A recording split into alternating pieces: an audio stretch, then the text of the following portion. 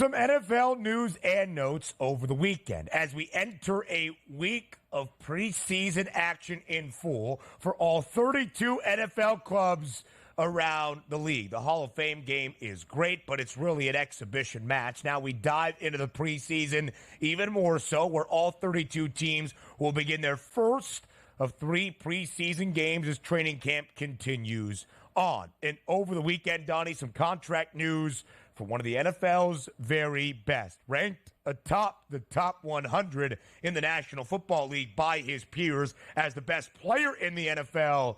Tyreek Hill gets a restructured deal with Miami. Still a 3-year deal worth $90 million, but just adds in more guaranteed money over the lifetime of his contract extension that is now this 4-year deal, $106.5 million. Tyreek Hill is one of 4 wide receivers currently in the National Football League that makes more than $30 million per year. That stays the way in the annual average salary, but of course the up in terms of his guaranteed money in that contract with the Fins.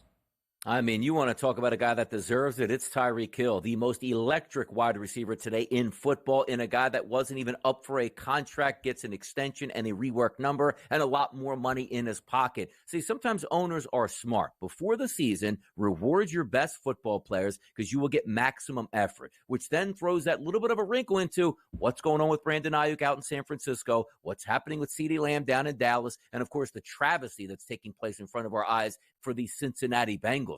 Every second you wait, other guys are going to reset that market, therefore driving that price higher. Does anybody look at this Tyreek Hill deal and say, that's ridiculous, the Miami Dolphins gave him that deal? Like, no, he's the best at his position. Pay him accordingly to keep him happy. It's what good ownership groups do and good front offices do. You don't haggle with your best players. You know, you haggle with, Ben, the 55th guy on the roster that's going to make $1.1 million. You bring him in and say, I'm going to cut you unless you take a $200,000 pay cut. And if he says no, you cut him and nobody cares. You don't want to mess with your top talent here. I love when teams take care of them. Tyreek Hill and the Dolphins came to an agreement. Fantastic. We're not worried about anything this season. You got your wide receivers paid, your quarterback paid. They're looking to have a good season now.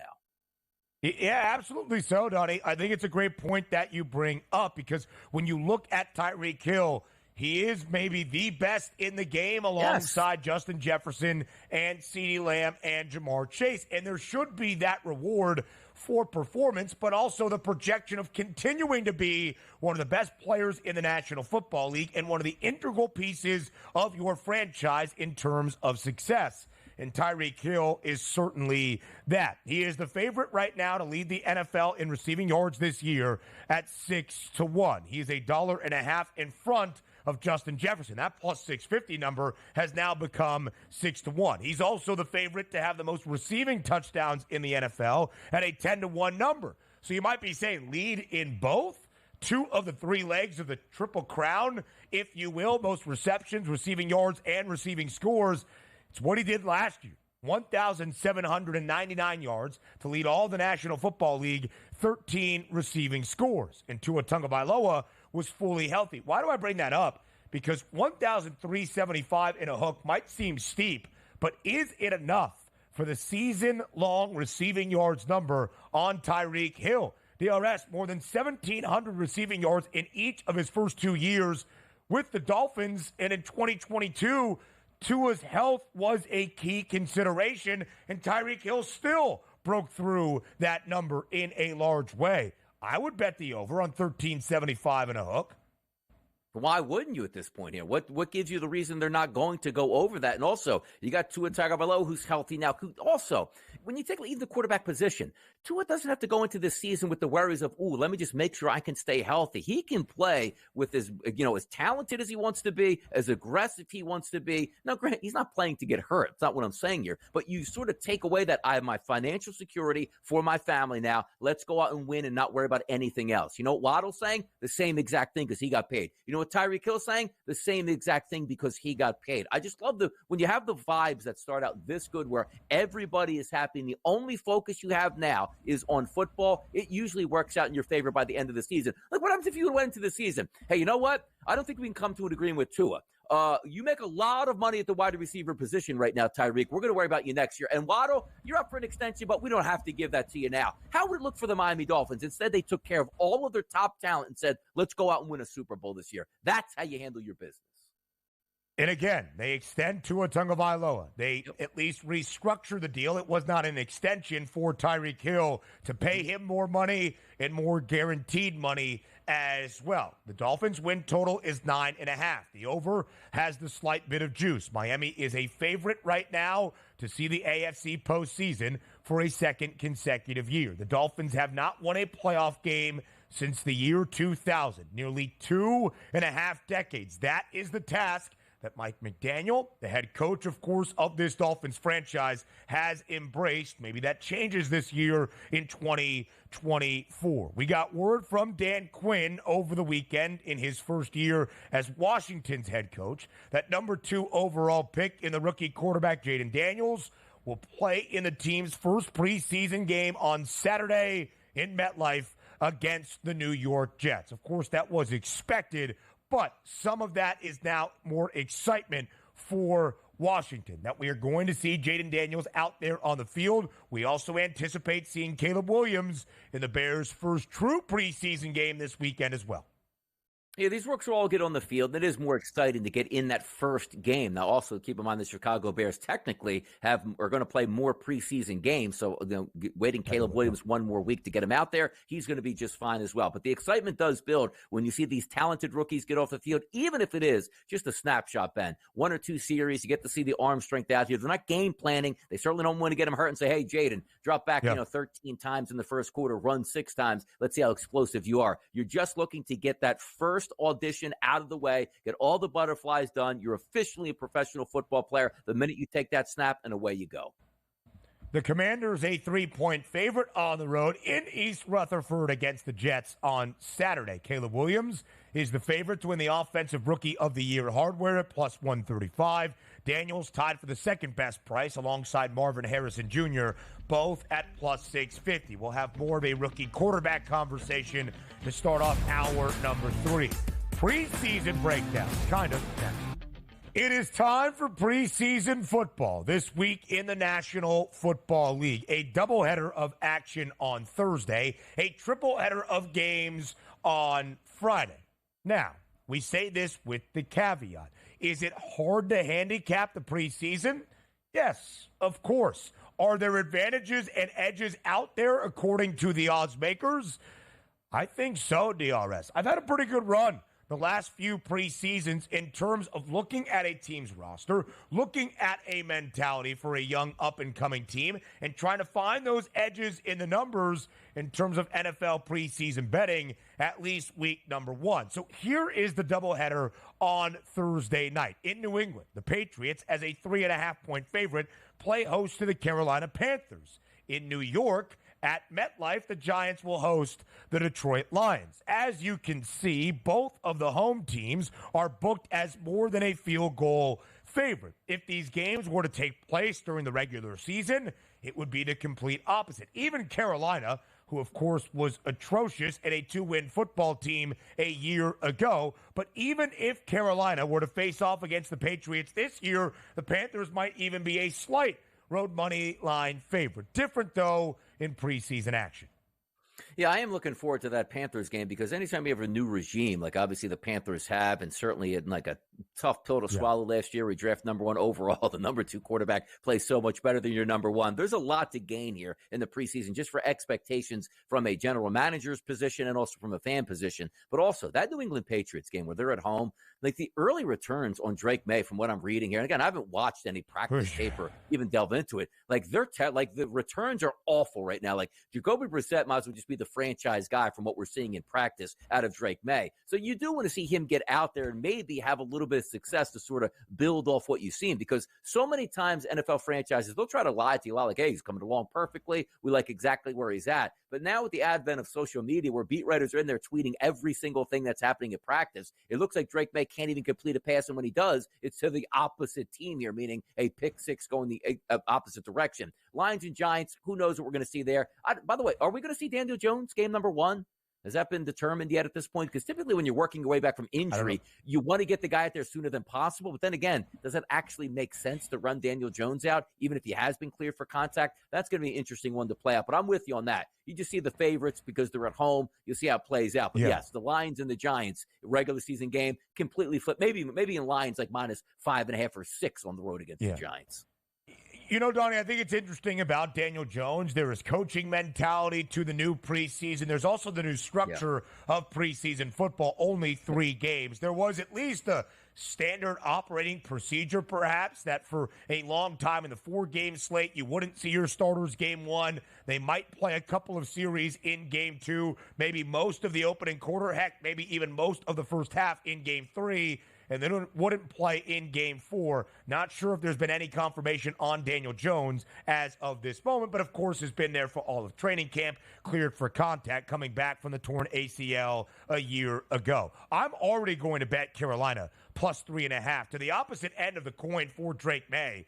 The reports at a training camp for the Panthers is that Bryce Young is looking ready to go under Dave Canales. I expect to see Bryce Young looking for a bounce-back season after a bad rookie campaign, but in a tumultuous situation in Charlotte. I'll take the 3.5 with Carolina right here from the jump. Let's get to the 3 games on Friday. And Donnie, when you talk preseason football, there is no more dominant side than that of the Baltimore Ravens under John Harbaugh. A 24-game preseason win streak that dates back to the 2016 season. A field goal favorite against Philadelphia.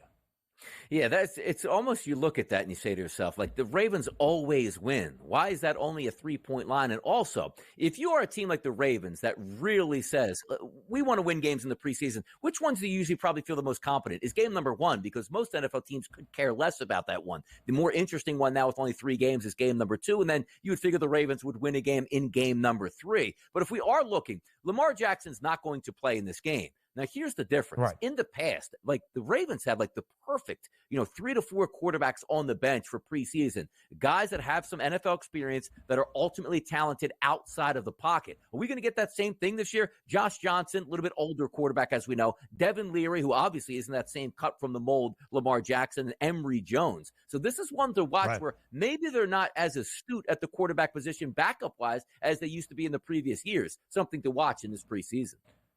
That 24-game win streak snapped last year for the Flock, but still, it is the mentality under Harbaugh. The Steelers also a perfect 3-0 last preseason. Something to pay attention to, or on the early line next. Final question before we talk rookie quarterbacks. Where does Jason Kelce rank in your all-time favorite birds? He's pretty far up there. He is. If I was just going on the field, right, because sometimes off the field changes the opinions. If I just said my favorite player of all time in an Eagles uniform, it's Brian Westbrook. Now, he's a great individual, a nice man, but he just doesn't translate that well to the airwaves, like when you're asking for, like, analysis here. But I don't hold that against him. We're just talking on-the-field stuff. Defenders, if you say, Donnie, who's your favorite defender of all time? Most people go right to, Brian Dawkins at that point, which I love Brian Dawkins. But my favorite defender here, and again, going back ways, like, loved, obviously, Reggie White, but it was actually Trent Cole was my favorite Eagles defensive player. But yes, if we're talking quarterbacks, this equals the Olympics as well. Randall Cunningham, his daughter, is in the Olympics as a high jumper. Fantastic stuff. Every time he comes back, like Brexit season ticket order, hey, Randall Cunningham's going to be at the half, or, put them into the Hall of Fame or doing whatever they do. Always a standing ovation. I got to tell you, walk into that stadium, look up in the rafters like this, and like, I don't know why 5's up there. I don't know why number 5's up there. There you go.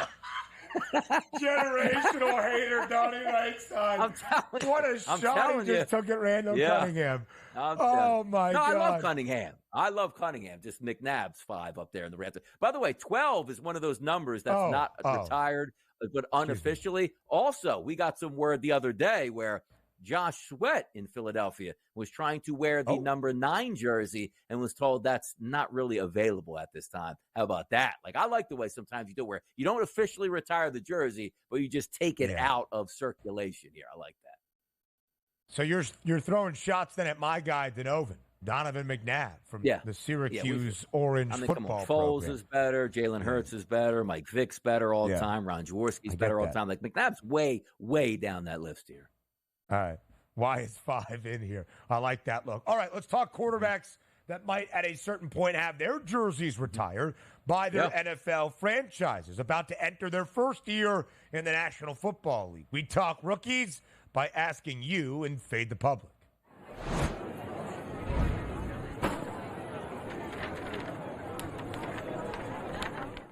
Donnie, big week in the National Football League. It's the opening week of preseason games for all 32 NFL teams. Of course, it was the Bears and the Texans on this past Thursday in Canton in the Hall of Fame game. We didn't see Caleb Williams. We should see him for Chicago this week in their first official of 3 preseason games. But we remove him from the conversation. Outside of Caleb Williams, which QB will have the best rookie season? That was the question at SportsGrid on Twitter, to see what you all believe of these rookies in their first years in the NFL. We listed Bo Nix, Drake May, Jayden Daniels, and J.J. McCarthy. And most of the public thinking Jayden Daniels, the number 2 overall selection for Washington, will have the best year outside of Caleb Williams, perhaps, but some that replied to the poll, Donnie, thinking Jayden Williams will even surpass Jayden Daniels, will surpass Caleb Williams in this year in the National Football League. Look, he's got a lot of talent, and I was not fading the public in this one. I'm with the public in Jayden Daniels, so I'm excited to see what we have. And let's grant it, if he does play the full 17-game slate, he's not going to get benched here because he's the rookie quarterback, he's the franchise guy, and there's way too much talent. But when you take a look at who's going to have the best rookie campaign, there's only one guy on that list. Like, you might say, okay, J.J. McCarthy grows into that spot where he might start the season as a backup. Drake May, the same exact thing. Even maybe Bo Nix. We're not talking about that with Jayden Daniels. But at the same time, you add that athletic ability with the legs, where I'm looking at 500-plus yards easily on the ground from this kid. Why not? His numbers, if you look at that dual threat ability that he has, dynamic with the arm, he's got quality wide receivers to throw it after, new offensive coordinator in town in Washington, and just what he can do with his legs, that flat-out speed that he has, why not? So I agree with it. I think Caleb Williams is the best overall because I think he's going to be put in the best spot here to succeed from the throwing perspective and possibly from a winning perspective. But I'm not putting it past Jayden Daniels. You tell me you like Jayden Daniels better than Caleb this year as a rookie to put up more statistics? I'm having a hard time overturning that argument. So we have those numbers out, and there are 3 quarterbacks that will enter their rookie year with a season-long passing yards prop. The guys that seem solidified as the number 1 QB for their teams. Caleb Williams, number 3,500 and a hook. Jayden Daniels, 3,025 and a half. And Bo Nix at 2,850 and a hook for Denver. Dan Quinn confirming that Jayden Daniels will play for Washington in their preseason opener against the Jets on Saturday. The Commanders a 3-point road favorite in MetLife. But Caleb Williams is still the favorite to win Offensive Rookie of the Year at plus 135. Some of that for Caleb will be tied to the expectations for a Bears team that is expected to contend for a playoff spot in the NFC. It will be a fascinating race to follow all year long.